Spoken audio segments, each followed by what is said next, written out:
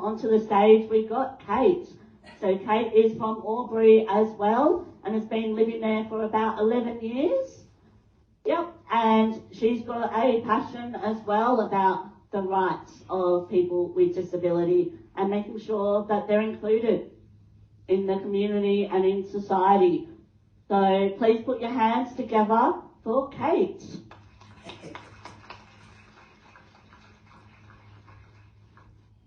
Hi everyone. As Mel mentioned, I have lived in Albury for the last 11 years. Prior to that, living in Rutherglen with my family. Now I live with my best buddy, my dog, Gabby, and she's watching online with my family today. Today I am speaking because I am passionate to try and improve the lives of people with a disability, and in particular women with a disability. I want to also help provide some tips that I've also learned along the way through one of the activities that I love to do the most, which is travelling, and in particular going to live concerts. So my main ways of getting around to locally is taxis, but when I'm travelling it's generally down to Melbourne, so it's trains. Regional taxis, they're not too bad. You're treated more as a person rather than just another passenger. They're pretty reliable, but I've noticed recently they're increasingly getting more understaffed, which does make time delays. The one big thing I've noticed is that they don't care when we have to do short trips. They understand it. People in wheelchairs can't be expected to, or any mobility aid, can't be expected to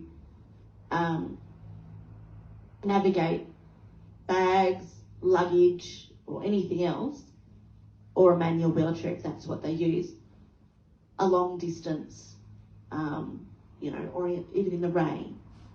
Not all footpaths are flat, so that also creates an issue. Regional taxis don't seem to care. They pick us up and take us to where we need to go. Melbourne taxis, on the other hand, they increasingly over the last few years have very much refused to do the short taxi trip. As a result, I've had some pretty interesting experiences. I travel on my own, so they can be pretty hairy and unsafe. So I do a few volunteer things down in Melbourne a couple of times a year. And as I said, I like to go to live concerts. When I'm in the city, I stay close to Southern Cross. But due to that closeness, taxis won't pick me up in a timely manner at all. I've waited 2 hours, sometimes 3 hours at Southern Cross to get to where I need to be at the accommodation.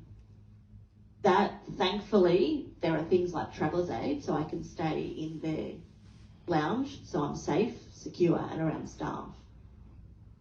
But at the same time, being on your own, not really knowing what's going to happen is a little bit scary. I've also had such a situation where I've missed the train home because they've done longer taxi trips before getting to me, and they've gotten me to the station and I've missed the train. But also the taxi driver has refused to help me bring my luggage into the terminal. So I then have to navigate my luggage, navigating Melbourne, which I don't know overly well. Southern Cross I do, thankfully. And that just adds another level of anxiety and stress onto it, which you don't need to start your journey or complete it. We have enough of that as it is.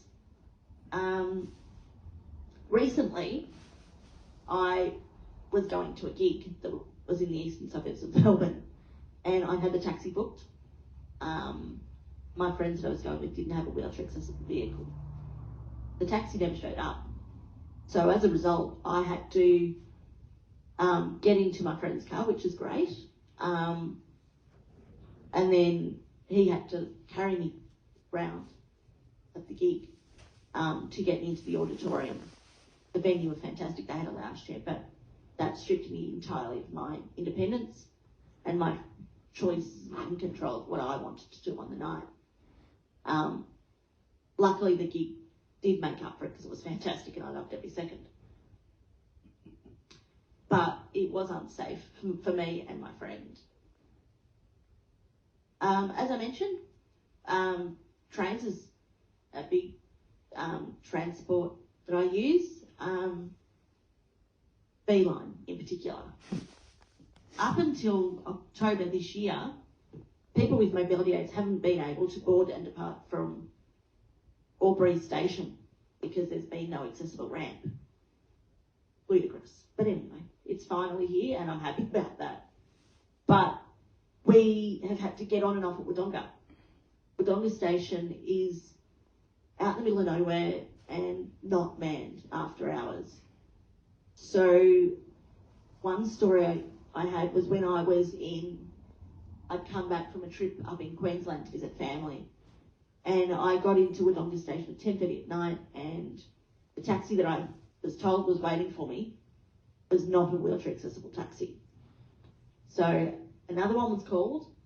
That taxi came, but decided to take the one other passenger that was waiting for a taxi home, and that person did not have a mobility aid. I once again was stranded, but this time on my own. My phone had died at the time and I didn't have this chair to charge it up. So they did call a taxi for me, but I had to wait on my own for nearly 40 minutes for that taxi. I didn't get home until about 20 past 11 that night and my nerves were completely frayed at that point.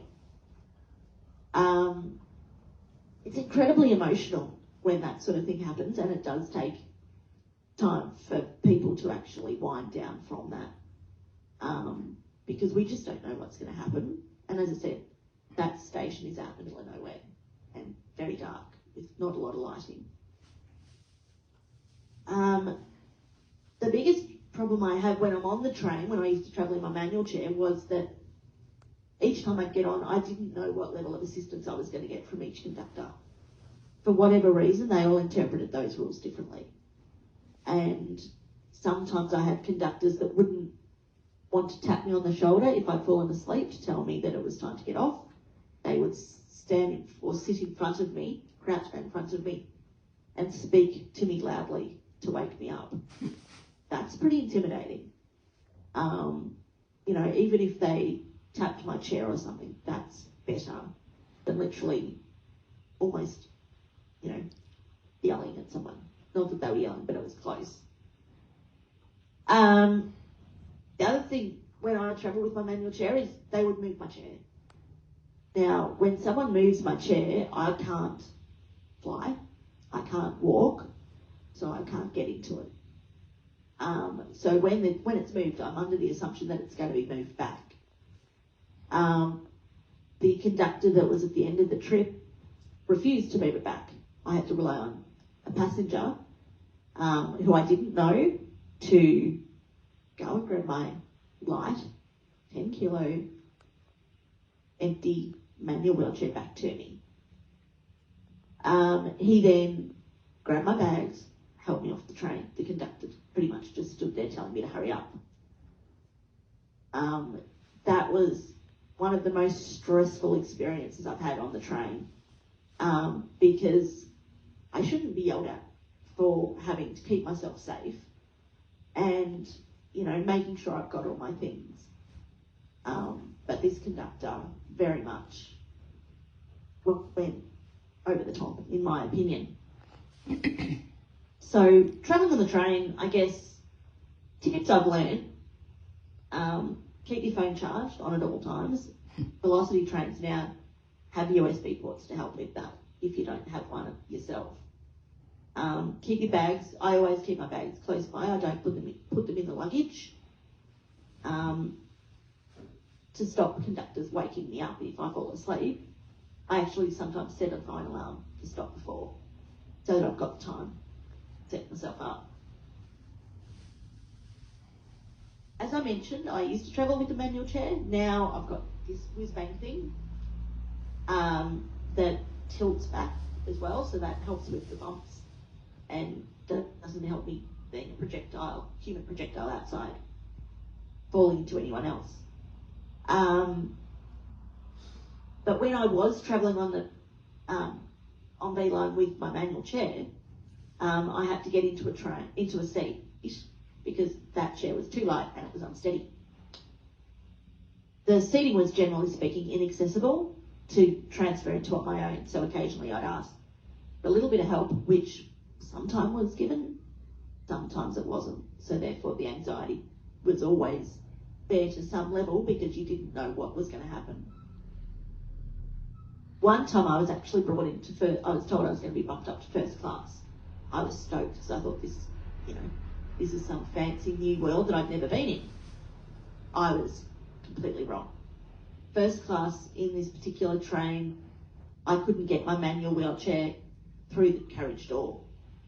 My two options that I was given was sit in the luggage carriage on my own, where bags could potentially fall on me, or bikes or whatever was in there, or just be in basically a dark carriage on your own, or crawl to my seat. Now these options were given to me when the train had boarded. So I knew that my chair was light and unsteady, so I opted to crawl to my seat. However, I also knew that because the train had boarded, people could watch if they wanted to. Most people tried not to watch, but it is a bit of a spectacle, I guess, when you've got someone crawling around the floor. So that was rather humiliating and dehumanising. I would have much preferred them to have told me much earlier and me board first, if that was the situation. Thankfully, as I said, this chair is much easier to travel in because it tilts and I've got my hands free to carry my luggage if needed. But I use Traveller's Aid, which have a buggy. They help me get off the train at Melbourne. Unfortunately, they're only in three different train stations in Victoria. So if I need help anywhere else, I've got to find somebody else. But Traveller's Aid, they have a buggy. So I just chuck my luggage in that and then drive behind them to get to the lounge and wait there for a taxi to get where I need to go, or have someone pick me up and then my walking taxi, which has happened recently, which has been awesome. Yeah, can I? Yeah, sure. That's all right. Yeah, sure. Yeah. I guess I guess the last bit I want to just say is when you're travelling, just make sure you know you've got your surroundings and you've got your phone with you at all times. And most people out there will help, but just be very assertive on that. Thank you. Thank you so much for that, Kate. I completely relate to a lot of points that you were mentioning about the different travel out there. Like, there's a lot more barriers to overcome when you have a disability when it comes to travel. So put your hands together again for Kate. And we got Anna's coming back on the stage.